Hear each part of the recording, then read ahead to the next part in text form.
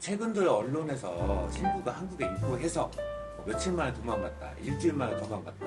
그래서 한국 신랑 입장에서는 혼인 무효 소송을 해서 결혼을 무효화시키고 싶은데 이게 가능한 얘기입니까? 진짜 어려운 이야기죠.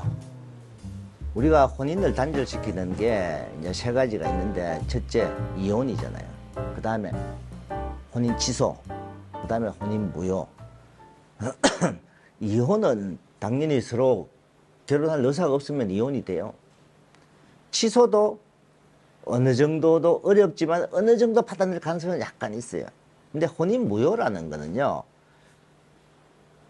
우리 인터넷에 이 혼인 무효라는 정의를 한번 찾아보시면은 딱 몇 가지가 있어요. 첫째,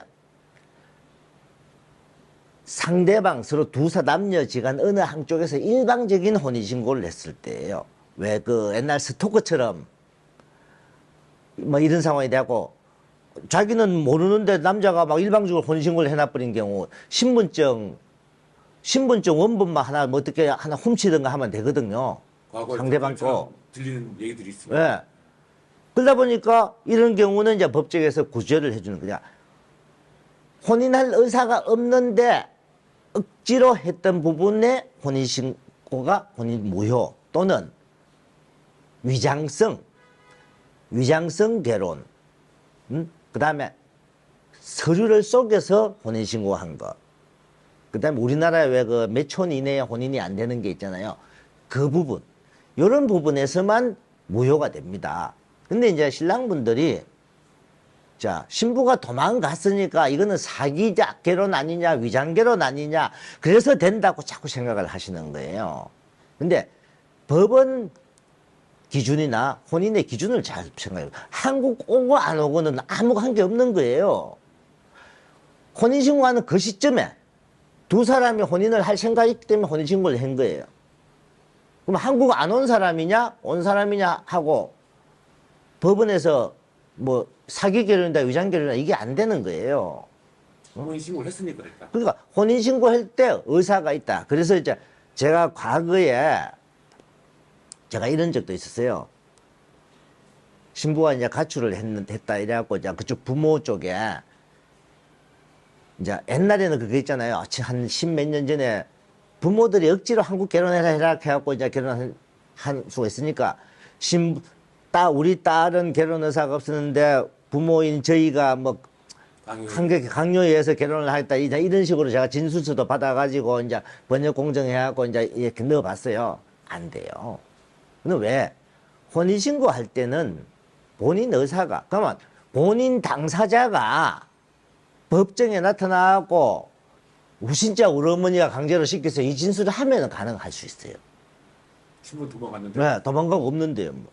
그 신랑분들이 가장 많이 생각하는 게 도망갔기 때문에 위장결혼이니까 이건 혼인무효 당연히 해줘야 되느냐 아니냐 이렇게 생각하는 거예요. 한국 입국에서 도망가고 안 가고는요 아무 관계 없는 거예요. 혼인신고한 시점으로 따지거든요. 그래서 혼인무효를 받아내는 게 아주 쉽지가 않고, 진짜 운 좋게 운 좋은 판사를 만났을 때 판사님이 이런 부분에서 좀 너그러운 분 가끔 있었잖아요. 그런 판사를 만나지 않거나 하면은 힘들다는 거예요. 그래서 저도 이제 뭐 한 10몇 년 사이에 혼인무효를 저도 2건을 받아낸 적이 있어요. 과거에는. 근데 과거는 조금 쉬운데 지금 가만 갈수록 더 어려워진다는 거예요.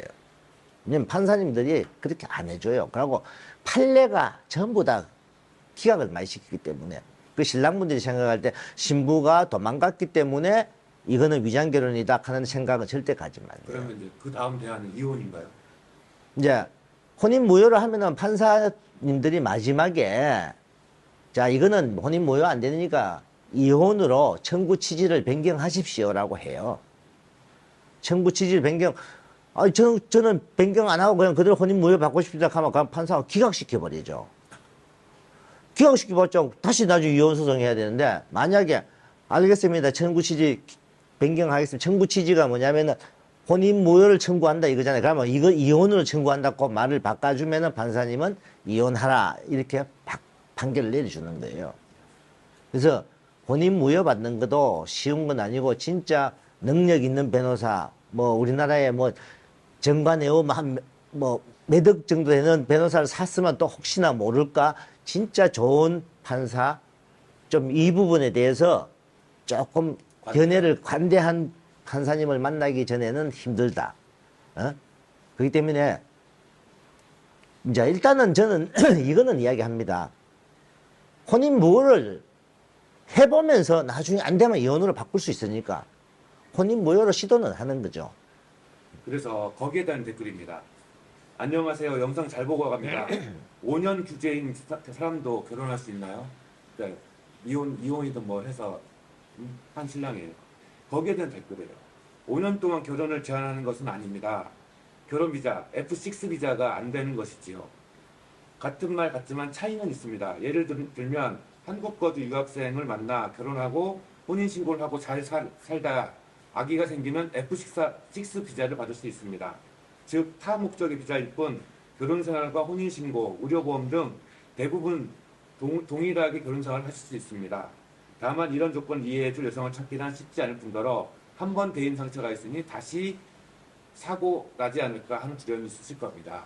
이런 댓글 있습니다. 그분 말 맞습니다.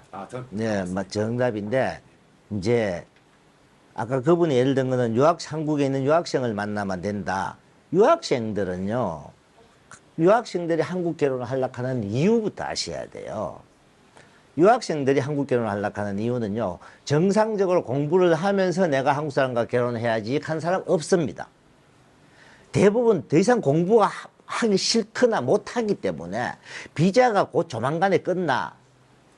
자, 아니면은 우리나라에 보면은 이제 어학연수 오잖아요. 어학연수는 2년인가 기간이 있어요. 그 기간 안에 본과로 안 들어가면은 더 이상 안 돼요. 2년인지 제가 3년인지 정확하진 않습니다. 그 시점이 다 돼 갈 경우에, 그러면 걔들이 과연 공부만 하러 와 있습니까? 아니잖아요. 대부분 다 돈 벌러 다닌단 말이에요. 알바하죠. 예, 알바하기 위해서 그걸 비자를 합법화시키려고 결혼을 하는 거예요. 도리어 심지어 유학생들한테 당하는 남자들도 많아요. 근데 자, 그분 말 맞다나 유학생을 만나서 결혼을 해서 그 유학 비자를 계속 존속하고 있다가 임신해서 아기 낳으면 됩니다. 출산을 하면은 되니까. 근데 그 기간 동안 하려고 하면 최소 1년 이상이 걸리겠죠. 그 1년 이상 유학 비자를 유지할 수 있는 자격을 안 되는 사람들이 하려고 할 건데 어떻게 가능하겠냐. 그거는 착각이죠. 자, 다른 비자를 받으면 돼요. 근데 대부분이 이제 어떻게 하냐면은, 자, 일반적인 업체가 상담을 해보면은, 예, 할 수 있습니다. 5년 제한에? 네, 할 수 있습니다. 어떻게? 임신하면 됩니다. 임신한다고는 안 됩니다.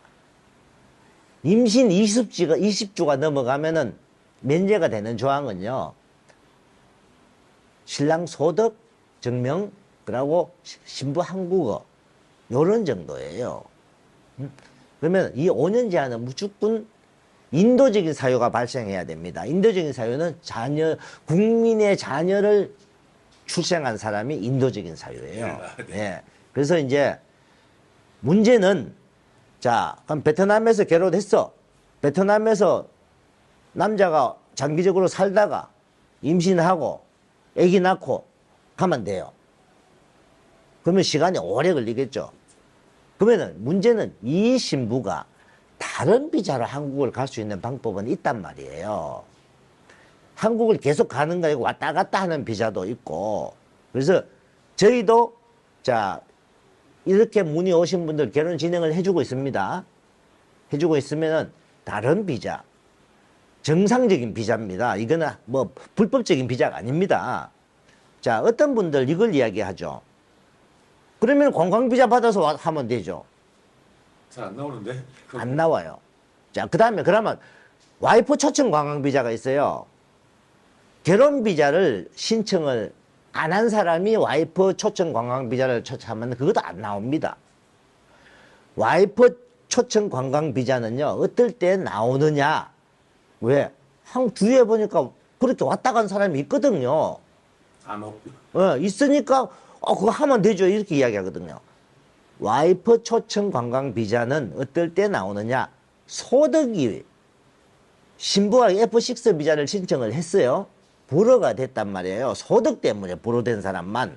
만약에 이 신랑이 전과가 있어 불허됐거나 이런 사람들은 안 줍니다. 왜? 그 사람은 바로 다시 재신청을 할 수 없는 사람이잖아요. 전과라든지 이런 게 있을 때는.